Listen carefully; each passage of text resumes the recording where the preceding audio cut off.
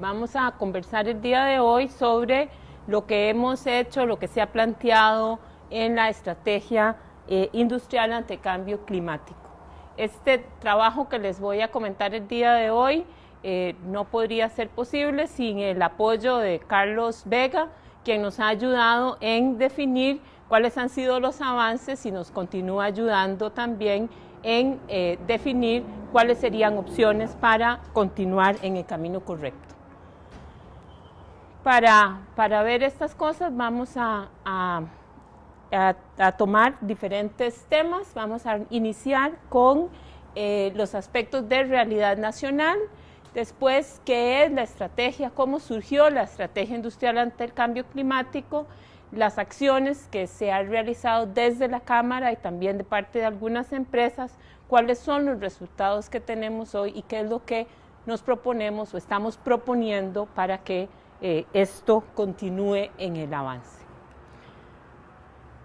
Lo que tenemos clarísimo es que en el año 2008 se empezó a hablar en el país sobre la necesidad de definir algunas pautas nacionales y sectoriales para enfrentar la problemática del cambio climático. Y surge lo que fue conocido como la Estrategia Nacional ante Cambio Climático y que hoy en día se denomina la Estrategia Nacional hacia una economía baja en emisiones. Adicionalmente, el país en el año 2011 emite lo que es el Programa Nacional de Carbono, el Programa País para la Carbono Neutralidad y la norma INTE 120106, que es la norma que deben seguir las empresas que quieren gestionar su carbono neutralidad y con la que posteriormente podrían aplicar al sello País Carbono Neutral. ¿Cuál es la realidad del sector en tema de emisiones para el año 2005, que es el reporte más reciente que existe para el protocolo de cambio climático?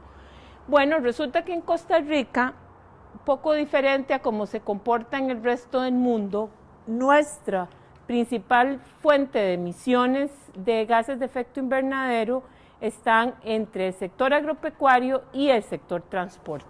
El sector industria aporta solamente un 14% de esas emisiones. Tenemos también problemas por manejo de desecho, por generación térmica, residencial y comercial. O sea que cuando en el país se habla de los problemas energéticos asociados a las emisiones de gases de efecto invernadero, básicamente estamos hablando de las emisiones asociadas al transporte. Otro dato interesante que se tiene ahí es que para el año 2000, de acuerdo al Instituto Meteorológico Nacional, para el año 2100, el país va a haber aumentado su temperatura promedio entre 3 y 5 grados centígrados. ¿Qué es lo que eso significa?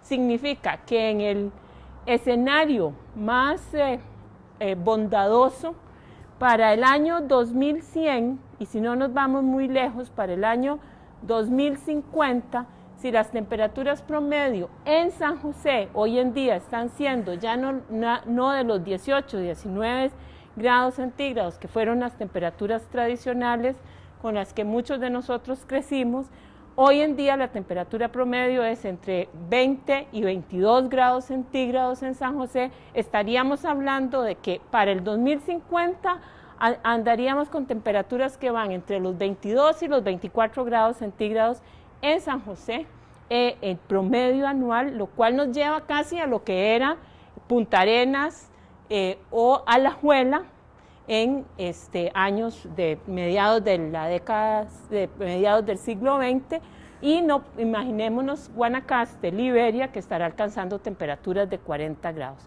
Ya cuando nos vamos a los escenarios en el año 2100, pues podríamos estar hablando de más de 40 grados en zonas calientes típicas como Liberia, Limón, algunos sitios de la zona sur, y de casi los 30 grados en Alajuela, zonas del Pacífico Central y apuntando a los 30 grados también en San José.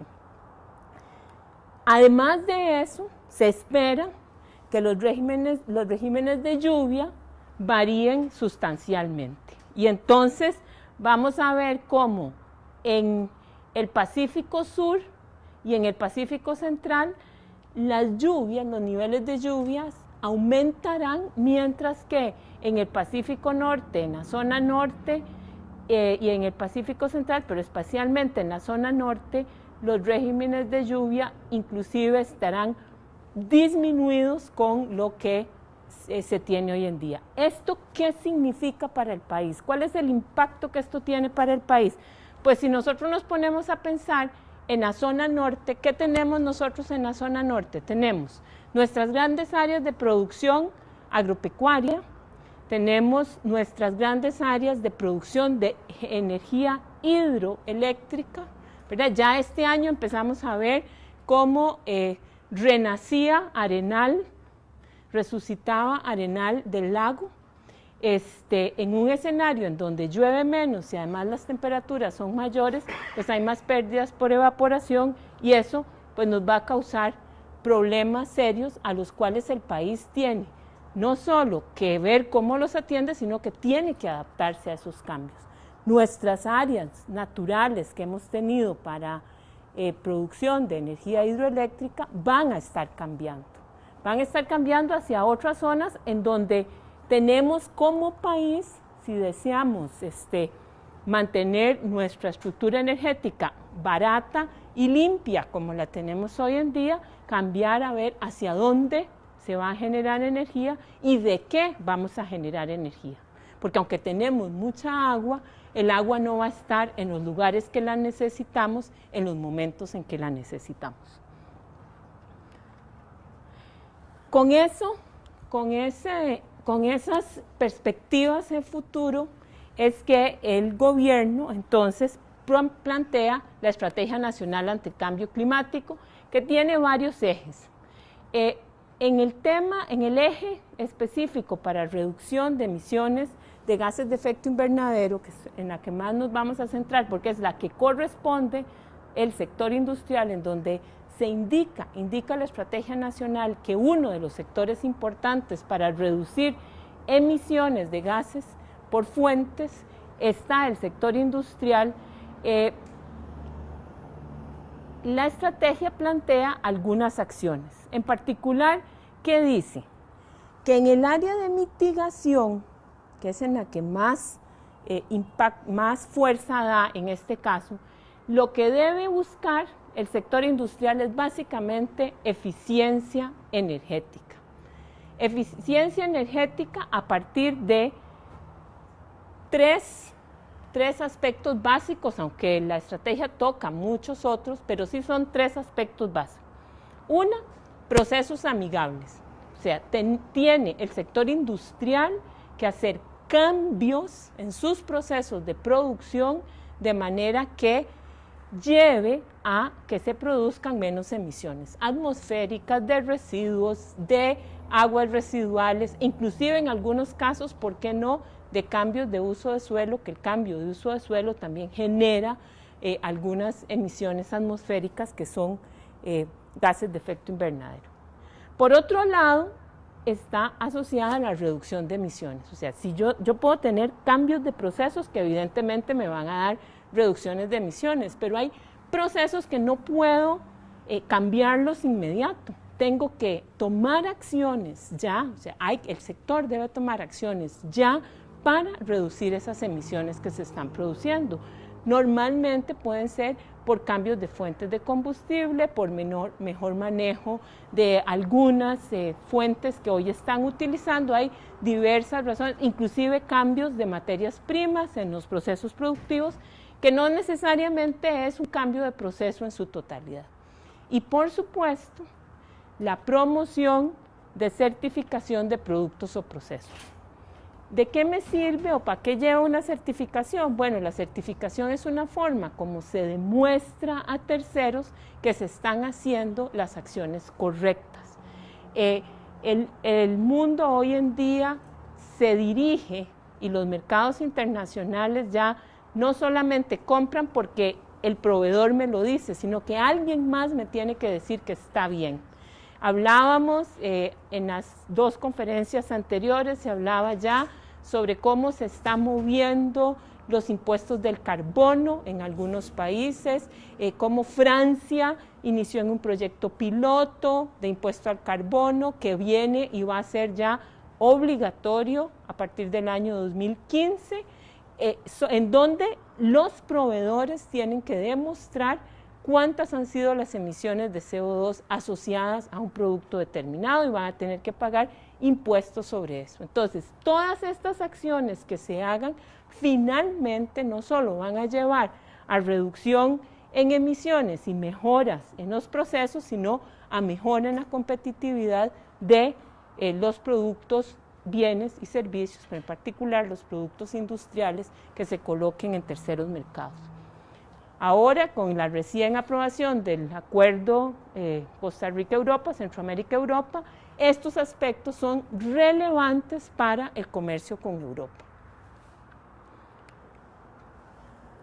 Veamos un poquito cómo está el sector industrial al año 2011, ¿verdad? El sector industrial podemos ver que aporta alrededor del 23% del PIB, es responsable del 75% de las exportaciones del país, o sea, el 75% de lo que ingresa, de los recursos de exportaciones que ingresan a este país se deben a productos industriales, y productos industriales a los cuales les van a estar exigiendo que demuestren esos comportamientos que hablábamos anteriormente de ser más eficientes de manera energética y tener una menor huella de carbono o una menor cantidad de gases de efecto invernadero asociados a sus procesos productivos. Le da empleo alrededor del 12% de todos los empleos nacionales y tiene una composición en donde más del 95% son prácticamente empresas pequeñas, medianas y micros, y vemos el 58% de todo el sector industrial son micro empresas, y eso nos hace todavía tener una responsabilidad mayor como sector para poder apoyar a esas pequeñas empresas a que cumplan también con estos requisitos y puedan de alguna manera involucrarse en mercados externos. Si nos vamos a distribución específica del sector, encontramos que el 30% es del sector de alimentos y el 20% es sector metalmecánica. ¿Cuáles son las particularidades importantes además que tienen el sector de alimentos y el sector de metalmecánica? Ambos sectores son demandantes de agua y son demandantes de energía. Si recordamos los escenarios que estábamos viendo con agua, ¿verdad? Vamos hacia un tema bastante crítico. Tal vez en el sector alimentos además vienen asociados a una cadena agroproductiva en donde el cambio de niveles de precipitación y de temperaturas lo que van a llevarnos es a un cambio a la naturaleza de los cultivos que se pueden producir en determinadas zonas y en determinados tiempos.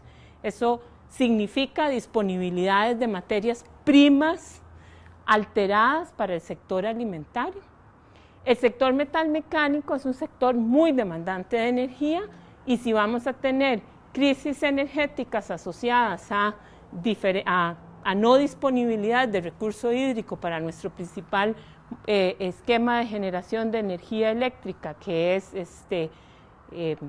hidro, o precios de petróleo crecientes para generación térmica, que además está asociada a grandes emisiones de gases de efecto invernadero, pues vemos que es importantísimo centrarse en estos dos sectores para tomar acciones tanto de mitigación como de adaptación a el cambio climático.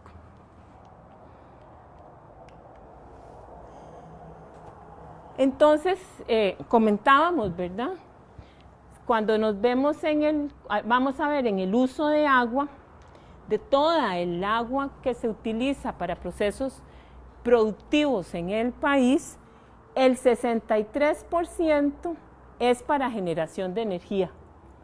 Ese 63% lo estamos dedicando hoy y estamos suponiendo que se va a mantener así, pero ya vimos que el escenario es que lo más probable no esté donde lo necesitemos para poder mantener esta estructura. Un 31% es lo que se utiliza para uso consultivo. ¿Qué es el uso consultivo? Bueno, para lo que necesitamos como seres humanos para vivir, abastecimiento de agua potable, pero en particular ahí está todo lo que es producción industrial. Es el 31%, no es nada despreciable del total del agua que está concesionada en este país. Y si nosotros estamos en un régimen de lluvias que disminuye y un régimen de temperatura que aumenta, pues el escenario en temas de agua tampoco es como muy halagador.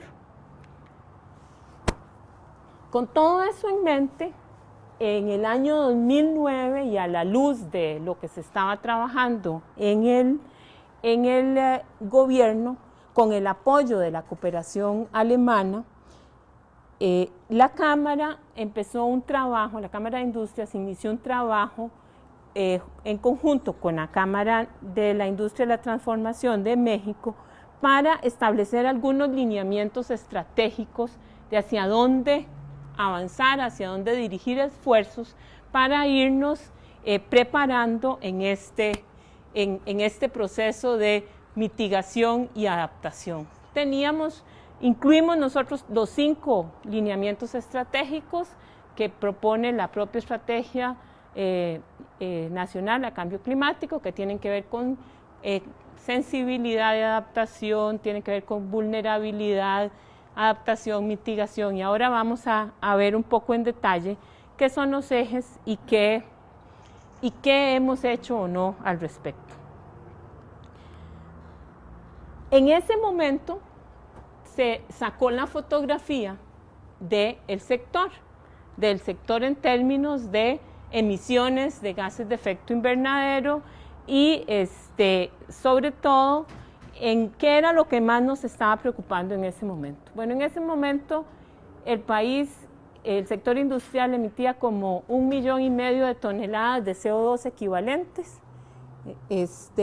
Lo que nos encontramos aquí muy interesante es que el país estaba teniendo una tendencia a la importación de coque para la fabricación de algunos productos de construcción y otros usos en grandes hornos.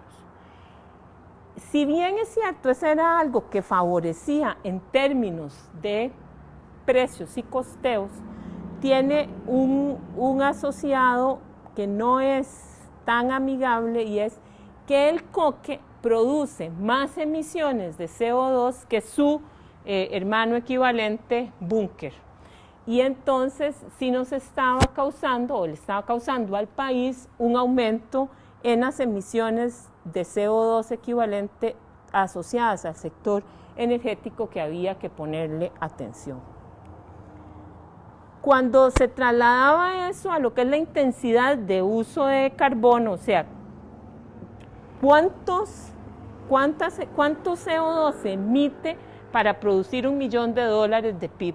Porque al final los temas ambientales no pueden verse desligados de los temas económicos, porque el tema económico es el que me mide el crecimiento y el desarrollo de un país, y no estamos aspirando a que por cuidar aspectos ambientales y proteger los recursos, el país tenga que verse destinado a un rezago económico o a un no desarrollo. Entonces, lo que hay que hacer es una relación entre cuántas son las emisiones de CO2 con respecto al PIB que se está generando, y en este caso es el PIB industrial.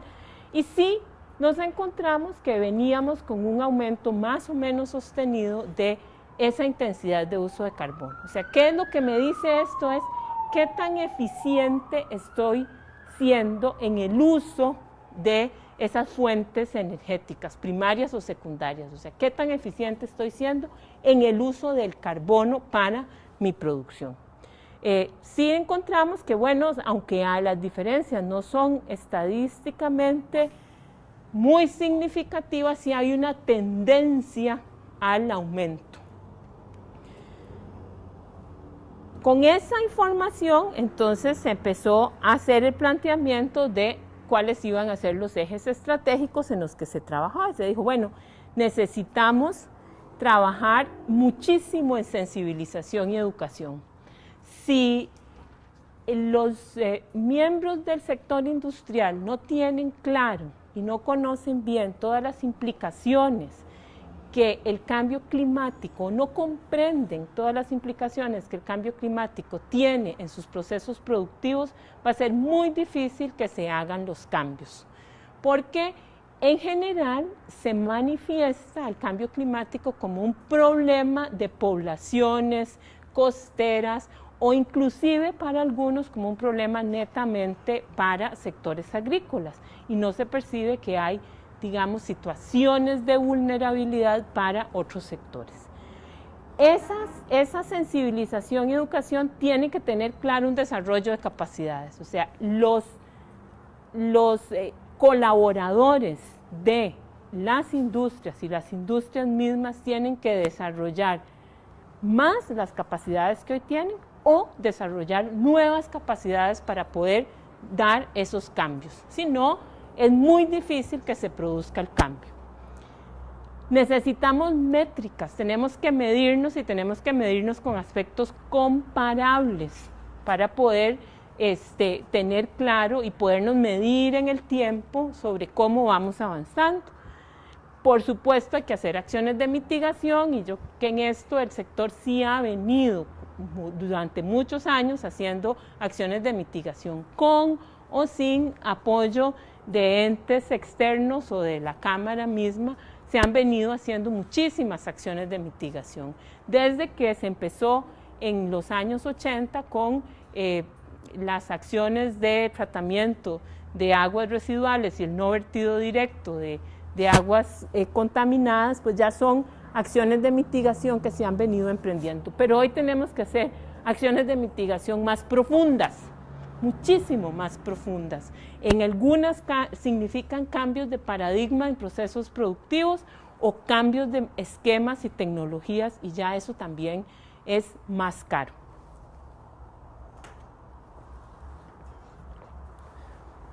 Y por supuesto el tema de vulnerabilidad y adaptación, en donde debemos reconocer pues, que es el tema en que menos hemos avanzado.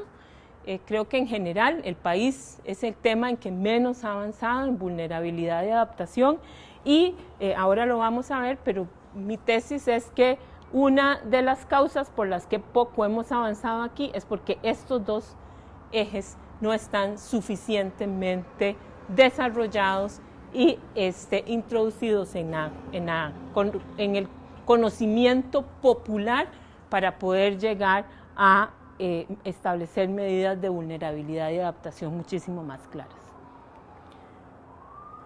Bueno, entonces, ¿qué hemos hecho?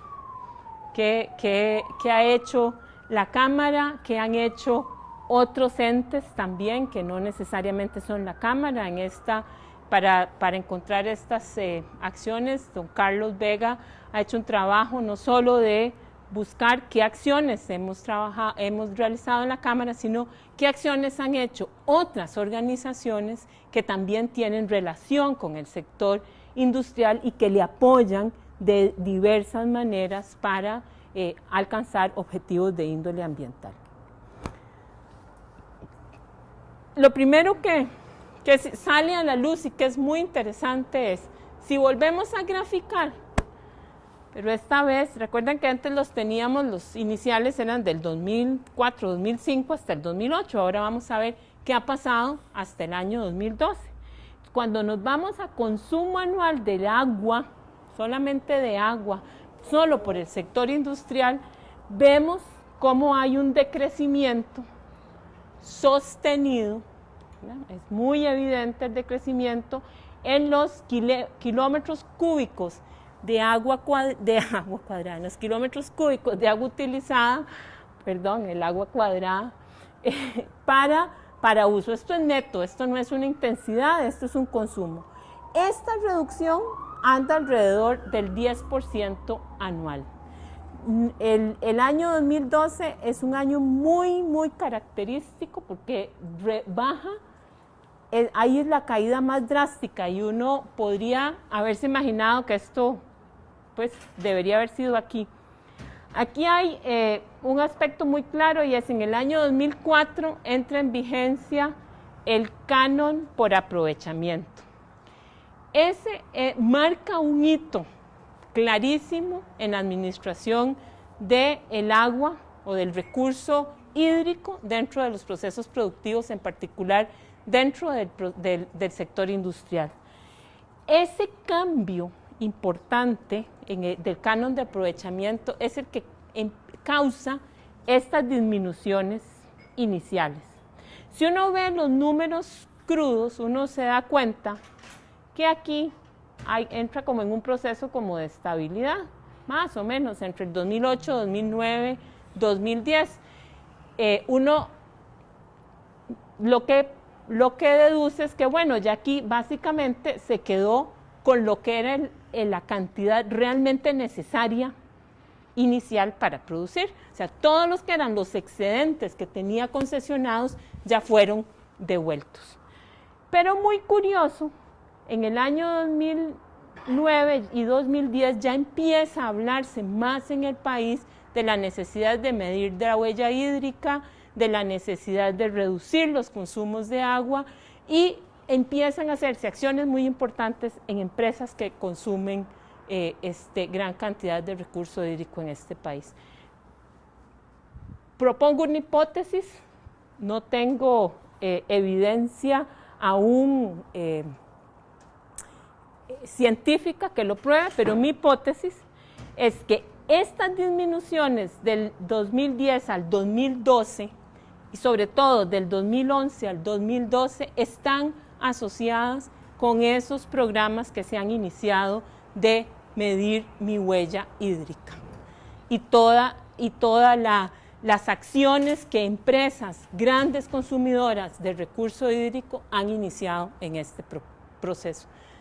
Quisiera dentro de unos años poder, 1 o 2 años al menos, poder decir si efectivamente mi hipótesis está comprobada. Y los invito, si todavía estamos, a que veamos si eso es cierto. En el caso de las emisiones, vemos cómo tuvimos un pico, ¿se acuerdan? Que lo habíamos visto, y que nos hemos estabilizado. Más o menos hemos ido alcanzando una estabilidad en emisiones, que ahora tenemos que ver cómo están relacionadas con el PIB para saber si eso es positivo o negativo.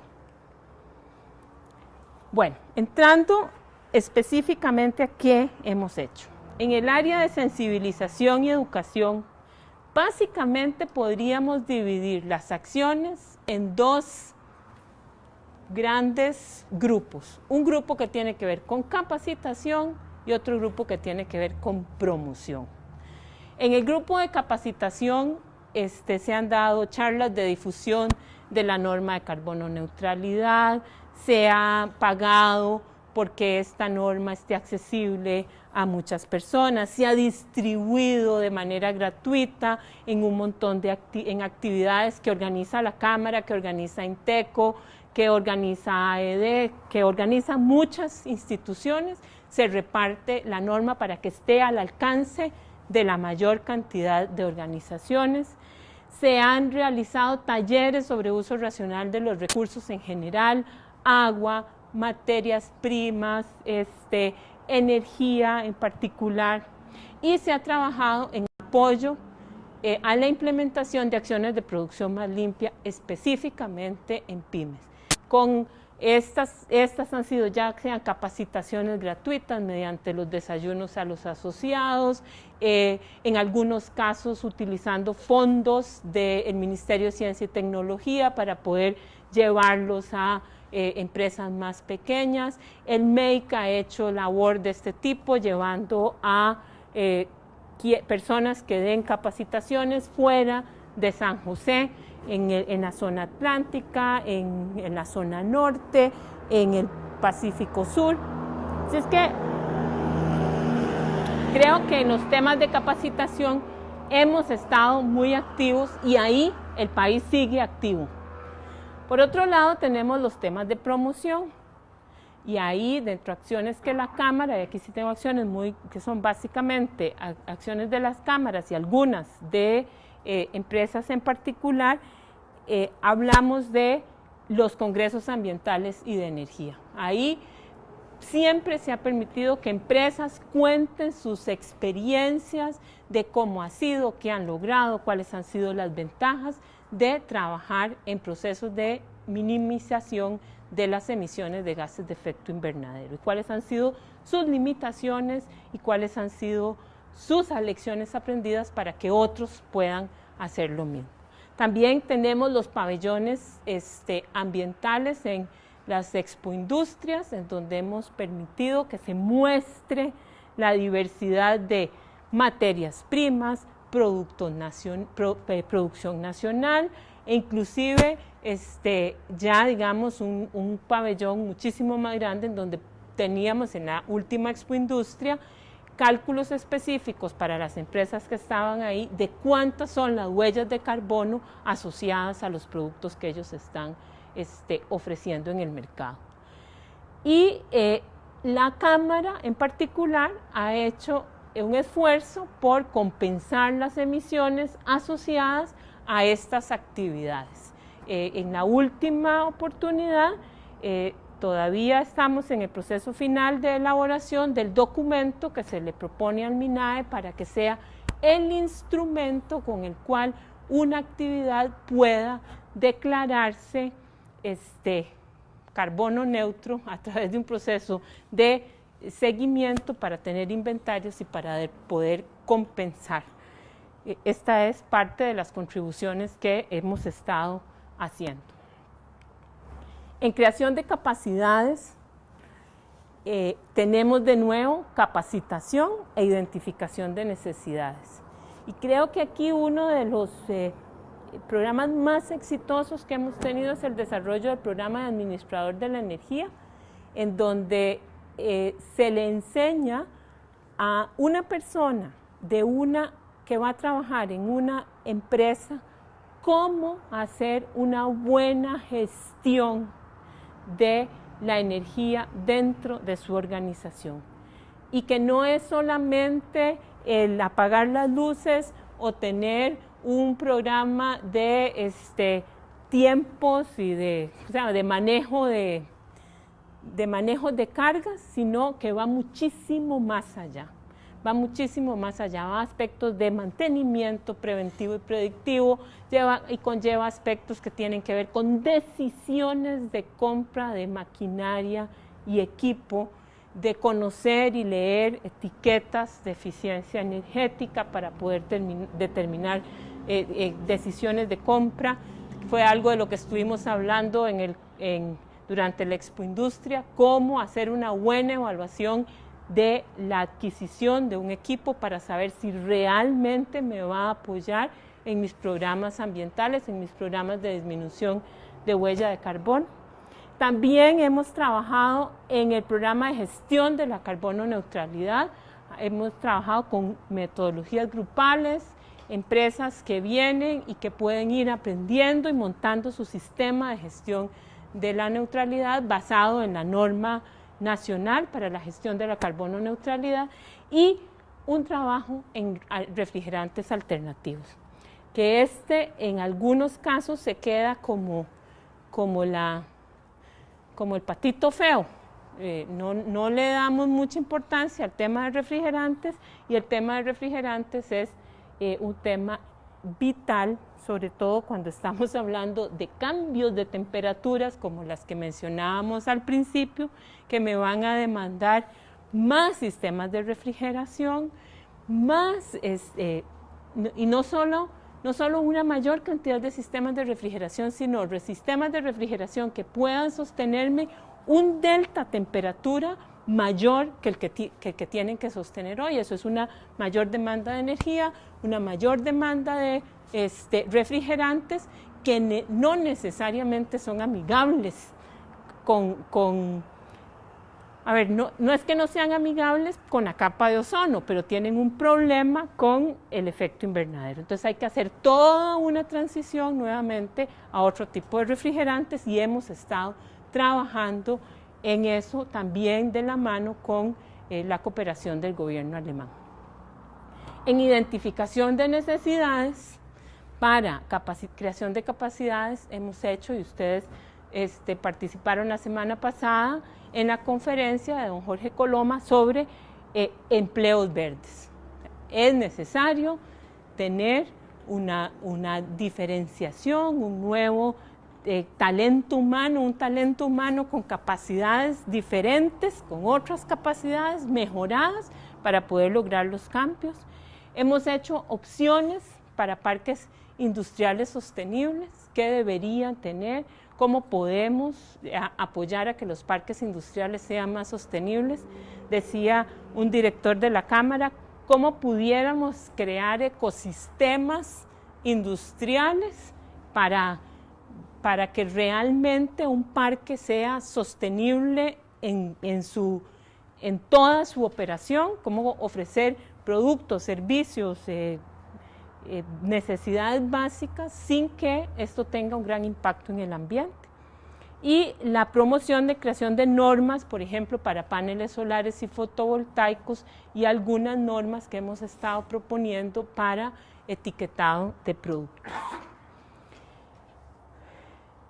En métricas no estamos tan bien como quisiéramos, no estamos tan bien como debiéramos. Sin embargo, no significa que no hayamos hecho nada. El programa a la excelencia, el programa del Premio a la Excelencia de la Cámara, en la categoría de ambiente, pide a las empresas que participan que tienen que definir indicadores. Así es que por lo menos por empresa se tienen indicadores. Por empresas que están involucradas en estos procesos, se han definido algunos indicadores, o ellos han definido indicadores en los que miden su intensidad de carbono, su intensidad energética, su intensidad hídrica con respecto a su proceso productivo.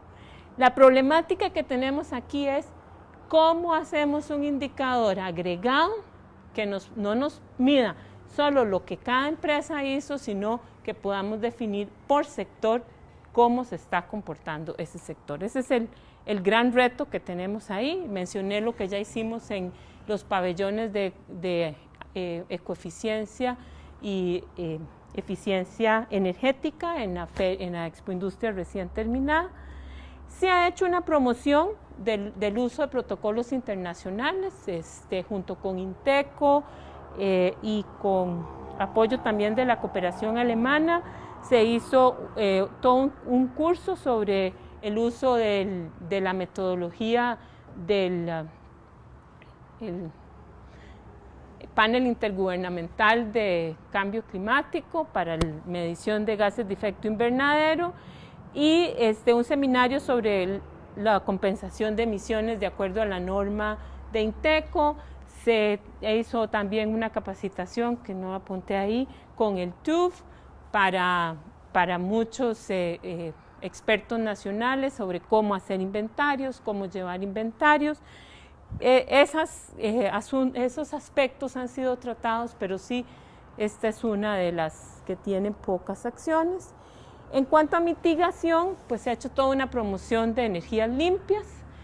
Se hizo una encuesta sobre consumo de energía del sector, con la cual se conoce cuáles son las principales fuentes y cuáles son los principales consumidores. Se ha trabajado en una propuesta de regulación para la generación de energía a partir de geotermia de baja entalpía. Esto es importante porque puede ser mucha energía para autoconsumo o para consumos muy bajos, en donde con estas posibilidades lo que se hace es liberar la generación de energética del país para que esté dispuesta para otros usos factibles, la normalización del etiquetado, en particular lo que tiene que ver con eficiencia energética, que sea un etiquetado más congruente con las necesidades del país.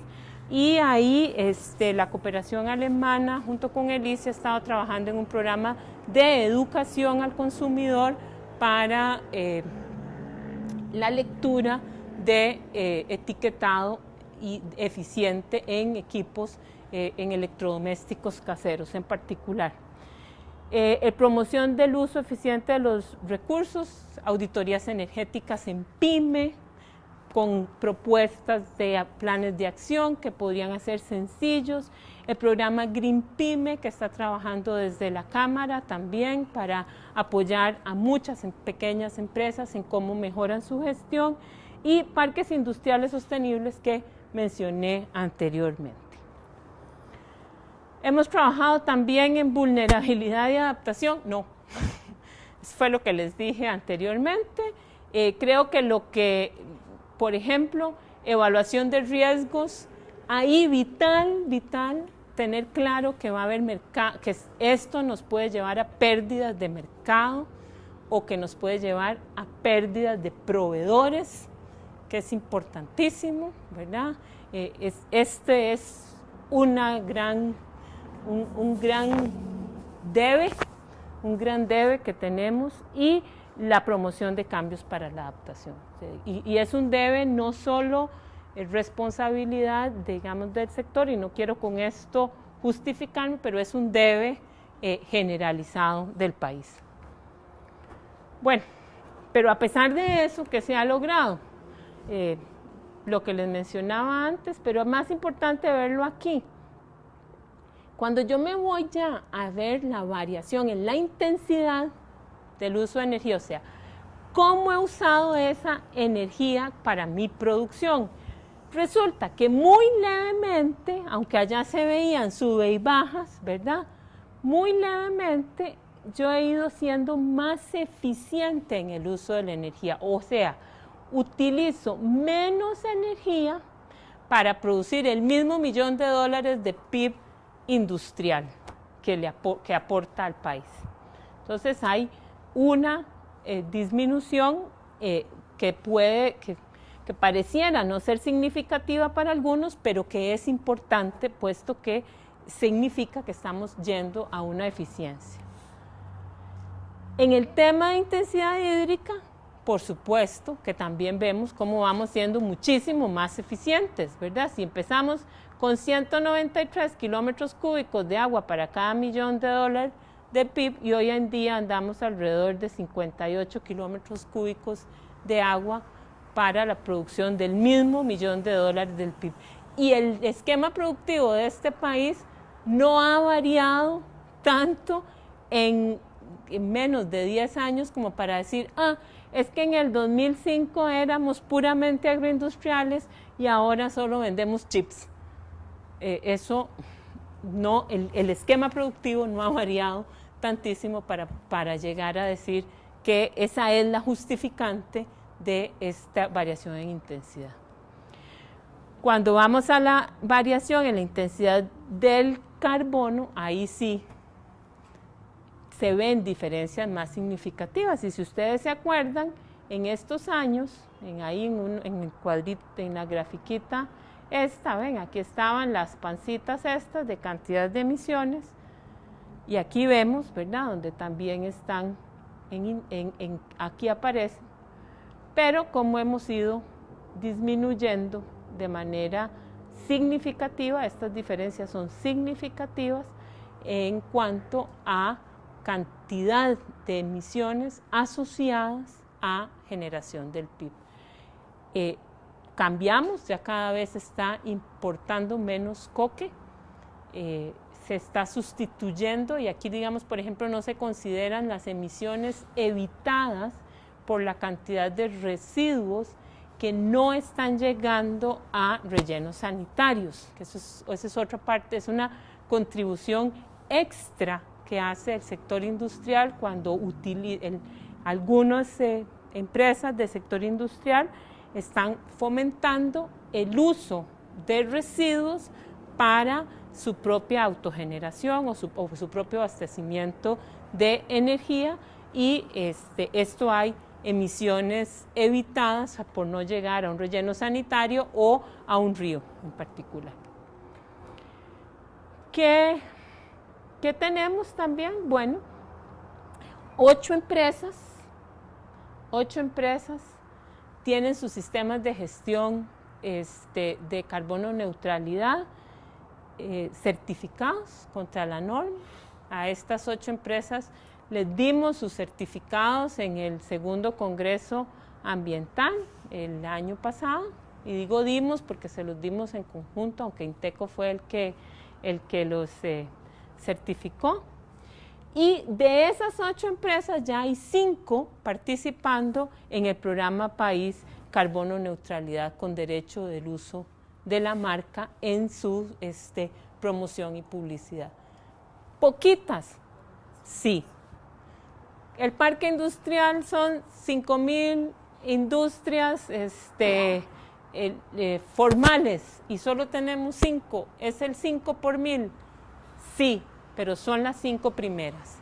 Y yo creo que no hay que menospreciar que sean solamente 5, sino que tenemos que felicitarnos como sector de que hay 5 empresas pioneras, grandes, pequeñas y micros, porque hay de todo, que han demostrado que se puede, que requiere esfuerzo, pero hay que hacerlo, y que son las líderes y que nos van a llevar a que muchas otras se apunten a hacer carbono neutral y a llevar al país poco a poco a la meta que nos hemos propuesto.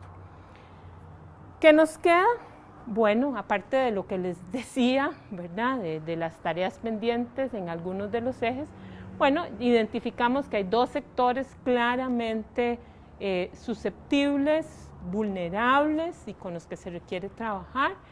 Vamos a hacer definir algunas acciones concretas con estos sectores, con otros sectores que quieran acercarse, ¿verdad? Porque si hay sectores que no necesariamente están identificados en eso, pero están identificados con la causa, como digo yo, ¿verdad?, que quieran apuntarse, pues también se puede trabajar con planes con estos sectores y para tener un plan de acción para el sector industrial ya con objetivos, metas y responsables que podamos darle un seguimiento más detallado en los próximos 3 a 5 años.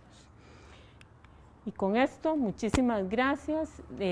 Queda la información de don Carlos Vega. Si requieren, aparte de las preguntas que tengan ahora, más información o más datos al respecto. Muchísimas gracias y buenos días.